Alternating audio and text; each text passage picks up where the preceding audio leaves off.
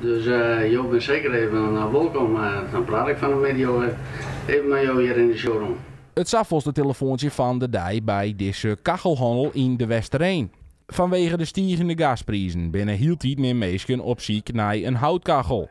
En dat wiels de meitijd al voor de doorstjeet. Mensen zijn juist door de situaties in Europa en door alles heel bewust dat het misschien nou wel het moment is om nog iets te doen. He, want alles gaat ook weer duurder worden. Het gas gaat omheen, maar ook de stielprijzen, de houtprijzen, alles gaat omheen.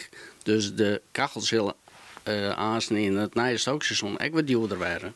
De Harkema, Dokkum en Damwoudt. Een peer van de plakken dat recent een squastienbrand uitbruts. Een soort mensen denken dat het met wat hout en vuur in de kachel wel klaar komt. Maar zo simpel is het nog net. Hou ik rekening met het stookgedrag, dus wat voor hout stook je. Hè? Dus dat het goed droog is, net te wierd hout, ik net van alles erin gooien. En met name inderdaad toch wel echt die installatie. Dus rekening houden met de buizen die te tappers worden, net de volle bochten erin.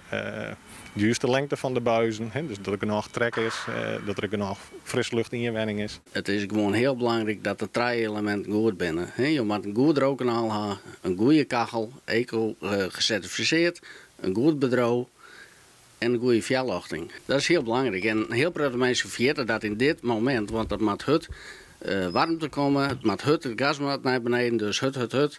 Ja, en dan gaat het vaak mis. Doordat de houtkachels de door uit vleenen, ontstiert er ook weer nieuw werk voor de squastienvijers.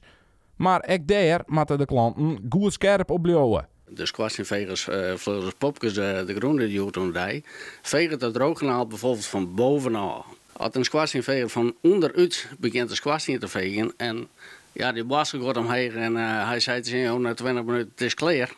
Ja, geen enkel persoon kan zien of het er bovenin nog goed is of net. Dus de mensen die vegen letten, hadden er wel rekening mee.